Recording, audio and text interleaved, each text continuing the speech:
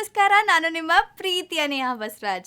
Welcome to don't worry ನಗ್ತಾ ಇರಿ, tension ಯಾಕ್ರಿ. ಈ ಲವ್ ಅನ್ನೋದಿದೆಯಲ್ಲ, ಇದು ಒಂಥರ. ಈ ಲವ್ವಲ್ಲಿ ಏನಾದರೂ ಬಿದ್ದುಬಿಟ್ರೆ ಇದರಿಂದ ಆಚೆ ಬರೋದು ತುಂಬಾ ಕಷ್ಟ ಆಗಿಬಿಡುತ್ತೆ. ಅದಕ್ಕೆ ನಾನು ಹೇಳೋದು, ಮೊದಲು ಲವ್ನ ಬಗ್ಗೆ ಅರ್ಥ ಮಾಡ್ಕೊಳ್ಳಿ ಅಂತ. ಆದರೆ ಈ ಲವ್ ಬಗ್ಗೆ ನಮಗೆ ಯಾರು ಅರ್ಥ ಮಾಡಿಸ್ತಾರೆ?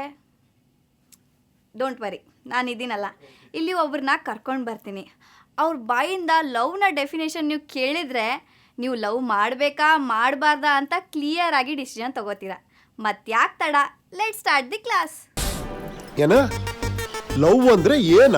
ಹೌದು ಸರ್. ನನ್ನ ಬಗ್ಗೆ ಎಲ್ಲ ಕರೆಕ್ಟ್ ಆಗಿ ಕೇಳಿ ತಿಳ್ಕೊಂಡು ಬಂದಿದ್ದೀರಾ ತಾನೆ? ಪಕ್ಕ ತಿಳ್ಕೊಂಡು ಬಂದಿದ್ದೀನಿ ಸರ್. ಫುಲ್ ಡೀಟೇಲ್ ಆಗಿ? ಹೌದು ಸರ್. ಹೇಳಿದ್ರ ನಾನು ಯಾವ ತರ ಅಂತ?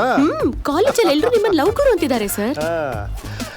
ಆ ಬುಕ್ಸ್ ನ ಇಲ್ಲಿ ಇಟ್ಬಿಡಿ. ಈ ಬುಕ್ಸಾ ಸರ್? ಅದನ್ನೇ. ಆ ಬ್ಯಾಗ್ ನ ಇಲ್ಲಿ ಇಟ್ಬಿಡಿ, ಎಲ್ಲ ಈಸಿ ಆಗುತ್ತೆ ಅಂತ. ಆಯ್ತು ಸರ್. ಈಗ ಹೇಳಿ ಸರ್, ಲವ್ ಅಂದ್ರೆ ಏನು ಸರ್? ಲೇ, ಸ್ವಲ್ಪ ಛತ್ರಿ ಅಡ್ಡ ಹಿಡಿಯಾ. ಅಡ್ಡನಾ? ಯಾಕೆ ಸರ್? ಯಾರಿಗೂ ಕಾಣಿಸ್ಬಾರ್ದಲ್ವಾ, ಅದಕ್ಕೆ. ಅಯ್ಯೋ ಸರ್ ಸರ್ ಸರ್, ಏನ್ ಮಾಡ್ತಿದ್ದೀರಾ ಸರ್? ಬಿಡಿ ಸರ್. ಯಾಕೆ? ಇದನ್ನ ಲವ್ ಅಂತಾರ? ಲವ್ ಬಗ್ಗೆ ಹೇಳಿದ್ರೆ ಏನೇನೋ ಮಾಡ್ತಿದ್ದೀರಲ್ಲ ಸರ್. ಅಲ್ಲ, ಈ ಪ್ರಪಂಚದಲ್ಲಿ ಇರೋದೇ ಈ ಲವ್, ಇನ್ಯಾವ ಲವ್ ಇದೆ? ಅಲ್ಲ ಸರ್, ಇದು ಲವ್ ಅಲ್ಲ ಸರ್. ನಾನು ಥೀಸಿಸ್ಗೆ ಹೆಲ್ಪ್ ಆಗುತ್ತೆ ಅಂತ ಬಂದ್ರೆ ನೀವು ತಪ್ಪಾಗಿ ಹೇಳ್ಕೊಡ್ತಿದ್ದೀರಲ್ಲ ಸರ್. ಓ, ಥೀಸಿಸ್ ಬರಿಬೇಕಾ ನೀನು? ನಿನಗೆ ಡೀಟೈಲ್ ಆಗಿ ಹೇಳ್ಕೊಡ್ಬೇಕು ಲವ್ ಅಂದ್ರೆ. ಹೇಳ್ಕೊಡು. ಒಂದ್ ಕೆಲಸ ಮಾಡೋಣ ನೋಡಲ್ಲಿ, ಆ ಕ್ಲಾಸ್ ರೂಮ್ ಅಲ್ಲಿ ಲೆಕ್ಚರರ್ಸ್ ಟೀಚರ್ಸ್ ಎಲ್ಲ ಒಟ್ಟಾಗಿದ್ದಾರೆ, ಯಾರು ಇಲ್ಲ ಅಲ್ಲಿ. ನಾವಿಬ್ರು ಒಳಗಡೆ ಹೋಗ್ಬಿಟ್ಟು ಬಾಗ್ಲ ಹಾಕೊಂಡು ಡೀಟೈಲ್ ಆಗಿ ಲವ್ ಹೇಳ್ಕೊಡ್ಬಿಡ್ತೀನಿ ಬಾ. ಸರ್, ಏನ್ ಸರ್ ನೀವು ಹೀಗ್ ಮಾತಾಡ್ತಿದ್ದೀರಾ ಸರ್? ಎಲ್ರು ಹೇಳಿದ್ರು ನೀವು ಲವ್ ಬಗ್ಗೆ ಕರೆಕ್ಟ್ ಆಗಿ ಡಿಫ್ರೆಂಟ್ ಆಗಿ ಹೇಳ್ಕೊಡ್ತೀರಾ ಅಂತ. ಏನ್ ಸರ್ ನೀವು ನಿಮ್ಮ ಹತ್ರ ಬಂದ್ರೆ ಏನು ಹೆಲ್ಪೇ ಮಾಡ್ತಿಲ್ಲ. ಒಂದ್ ಕೆಲಸ ಮಾಡಿ, ನೀವು ಡೈಲಿ ಈ ಪಿಸ್ತಾ, ಒಣಕೊಬ್ಬರಿ, ಗೋಡಂಬಿ, ದ್ರಾಕ್ಷಿ, ಬಾದಾಮಿ ಡೈಲಿ ಬೆಳಿಗ್ಗೆ ಸಾಯಂಕಾಲ ತಿನ್ನಿ. ಒಂದ್ ವಾರ 15 ದಿನ ಬಿಟ್ಕೊಂಡ್ ಬಂದು ನೋಡಿ.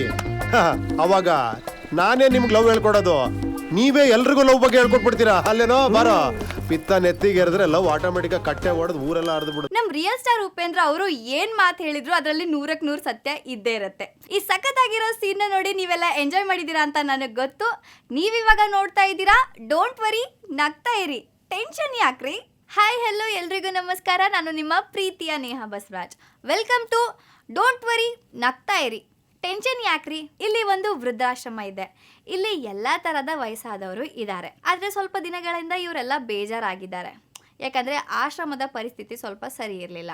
ಆದರೆ ನಮ್ಮ ರಾಜ್ಕುಮಾರ್ ಅವರು ಇಲ್ಲಿ ಕಾಲಿಟ್ಟಿದ ಮೇಲೆ ಎಲ್ಲರ ಮುಖದಲ್ಲಿ ಒಂಥರ ಖುಷಿ ಇತ್ತು. ಮುಂಚೆ ಥರನೇ ಎಲ್ಲ ನಾರ್ಮಲ್ ಆಗಿತ್ತು. ಇವರೆಲ್ಲ ಖುಷಿಯಿಂದ ಇವಾಗ ಗೋವಾ ಟ್ರಿಪ್ಗೆ ಹೋಗಿದ್ದಾರೆ. ಗೋವಾ ಟ್ರಿಪ್ಗೆ ಹೋಗಿದ್ದಾರೆ ಅಂತಂದರೆ ಎಂಟರ್ಟೈನ್ಮೆಂಟ್ಗೆ ಏನಾದರೂ ಕಮ್ಮಿ ಇರುತ್ತಾ? ಖಂಡಿತ ಇಲ್ಲ. ಅದರಲ್ಲೂ ಇವರೆಲ್ಲ ಇಷ್ಟು ಲೈಫಲ್ಲಿ ಎಕ್ಸ್ಪೀರಿಯನ್ಸ್ ಆದವರು, ಮಾಗಿ ಹಣ್ಣಾಗಿರೋರು ಇವರೆಲ್ಲ ಒಟ್ಟಿಗೆ ಸೇರಿದರೆ ಕೇಳಬೇಕಾ? ಖಂಡಿತ ಇಲ್ಲ. ಮಕ್ಕಳು ತರಲೆ ಮಾಡ್ತಾರೆ ಅಂದರೆ ಸುಳ್ಳಾಗತ್ತೆ. ಈ ತಾತಂದಿರು ಹೇಗೆ ತರಲೆ ಮಾಡ್ತಾರೆ ಅಂತ ಈ ಸಖತ್ತಾಗಿರೋ ಸೀನ್ನ ನೋಡಿ ಎಂಜಾಯ್ ಮಾಡಿ. ಓಲ್ಡ್ ಮಿಷಿನ್ಗಳೆಲ್ಲ ಕೂಲ್ ಮಾಡ್ಕೊಂತವ್ರೆ. ಲೇ ಮಂಕದಿಣ್ಣೆ, ಗೋವಾಗ್ ಬಂದು ಎಳ್ನೀರು ಕುಡಿತಾ ಇದೆಯಲ್ಲೋ, ಬೀರು ಕುಡಿಯೋ ಬೀರು, ಅದ್ರ ಮಜಾನೇ ಬೇರೆ. I enjoy. ನೋಡ್ಬಾರ್ದು ನೋಡ್ಬಿಟ್ನಲ್ಲಪ್ಪ. ಅಯ್ಯೋ, ಇಷ್ಟು ಕೆಟ್ಟ ಮಕ್ಳು ಇವರು. ಲೇ ಚಡ್ಡಿ ಹಾಕೊಂಡ್ರ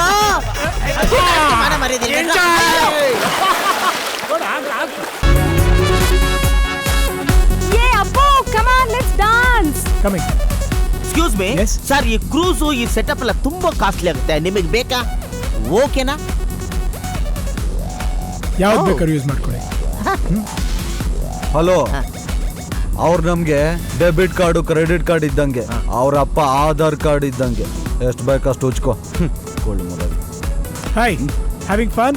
thank you. Enjoy sir. Thank you. Foreign ದೊಡಿಯೋ? ಇಲ್ಲ, ನಾನು ಇಂಡಿಯಾದಾಗ ತಗೊಳ್ಳೋದು. ಗೋವಾನಲ್ಲಿ ಇದೆಯಾ? ಫಾರಿನ್ ದೊಡಿಯಮ್ಮ. ಅಯ್ಯ, ನಾನು ಇಂಡಿಯಾದೇ ಕುಡಿಯೋದು. ನಾನು ಕಷ್ಟದಲ್ಲಿದ್ದಾಗ, ನೋವಿನಲ್ಲಿದ್ದಾಗ ವಿನಯ್ ಮಲ್ಯ ನನಗೆ ಹೆಲ್ಪ್ ಮಾಡಿದ್ದಾನೆ. ಈಗ ಅವ್ನು ಕಷ್ಟದಲ್ಲಿದ್ದಾನೆ, ನಾನು ಅವ್ನಿಗೆ ಹೆಲ್ಪ್ ಮಾಡ್ಬೇಕು ತಾನೆ. ಹುಡುಗರಿಗೆ ನಿಯತ್ತಿರ್ಬೇಕು. ಏನಿದು ಸತ್ತವ್ರ ಮನೇಲಿ ಹಾಳೋ ಹತ್ರ ಹಾಕೋನೆ? Hey man, this song is not nice man. Put some josh, ಜಿಗ್ ಚಾಕ್ ಜಿಗ್ ಚಾಕ್ ಜಿಗ್ ಚಾಕ್ ಜಿಗ್ ಚಾಕ್ ಲೈಕ್ ದಟ್. ಓಕೆ? ಅಯ್ಯೋ ನಿನ್ನ ಉಚ್ಚುಂಡೆ ಗಂಡ, ನನ್ಗೂ ಕನ್ನಡ ಬರ್ತೈತಿ, ನಾನು ಕನ್ನಡದವನ. ಒಳ್ಳೆ ಹಾಡು ಹಾಕ್ತೀನಿ, ಹೋಗ್ ಕುಣಿಯೋಗ್ ನಿನ್ನ ಅಪ್ಪನ. ಆಯ್ತಾಕಪ್ಪ. Yes, this is the song. ಎಲ್ಲ ಸೇರಿ ತಾತಂದಿರ ತರಲೆ ಸಖತ್ತಾಗಿತ್ತು ಅಲ್ವಾ? ಮತ್ತೆ ಮುಂದಿನ ಸಂಚಿಕೆಯಲ್ಲಿ ಭೇಟಿಯಾಗೋಣ. ಅಲ್ಲಿವರೆಗೂ ಹೀಗೆ ಉದಯ ಕಾಮಿಡಿ ನೋಡ್ತಾ ಇರಿ, ನಗ್ತಾ ಇರಿ.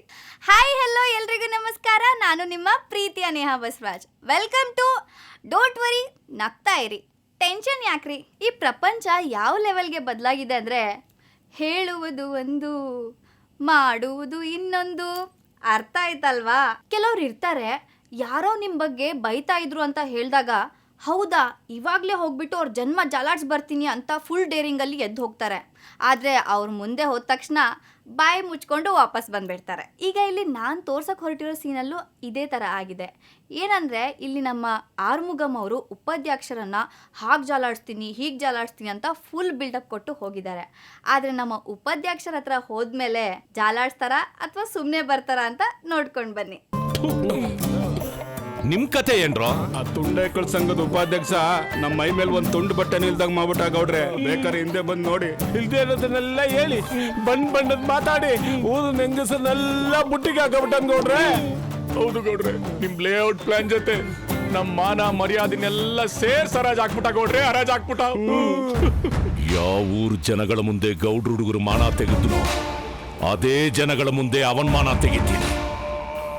ಈಗ ಅವನ್ ಎಲ್ಲಿ ಸಿಗ್ತಾನೆ?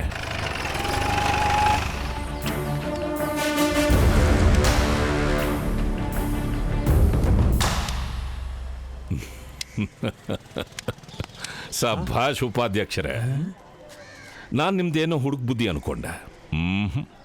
ವಯಸ್ಸು ಚಿಕ್ಕದಾದ್ರೂ ಆಲೋಚನೆ ತುಂಬಾ ದೊಡ್ಡದಾಗಿದೆ.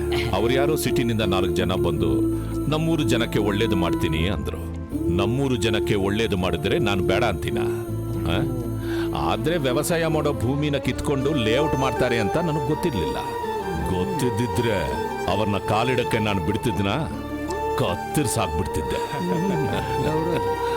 ಸದ್ಯ ನಮ್ಮ ಉಪಾಧ್ಯಕ್ಷರು ಬುದ್ಧಿವಂತರಾಗಿರೋದ್ರಿಂದ ನಮ್ಮ ಊರ್ ಜನಕ್ಕೆ ಅನ್ಯಾಯ ಆಗೋದು ತಪ್ಪು. ಒಳ್ಳೆತನ ಹುಡುಕ ಬಂದ್ ಗುರ್ತಿಸೋ ನಮ್ ಗೌಡ್ರ ದೊಡ್ಡತನಕ್ಕೆ, ನಮ್ ಗೌಡ್ರ ದೊಡ್ಡತನಕ್ಕೆ. ಗೌಡ್ರಿಗಿಂತ ಮುಂಚೆನೆ ತಪ್ಕೊಂಡಿದ್ದ ನಮ್ಮ ಉಪಾಧ್ಯಕ್ಷರು ಕಿಲಾಡಿತನಕ್ಕೆ. ಉಪಾಧ್ಯಕ್ಷರಿಗೆ ಉಪಾಧ್ಯಕ್ಷರಿಗೆ ಉಪಾಧ್ಯಕ್ಷರಿಗೆ ಉಪಾಧ್ಯಕ್ಷರಿಗೆ ಉಪಾಧ್ಯಕ್ಷರಿಗೆ ಉಪಾಧ್ಯಕ್ಷರಿಗೆ.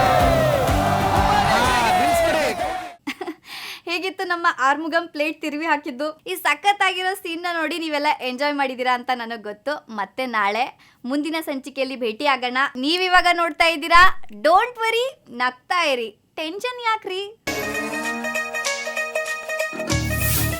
ಡೋಂಟ್ ವರಿ ನಗ್ತಾ ಇರಿ.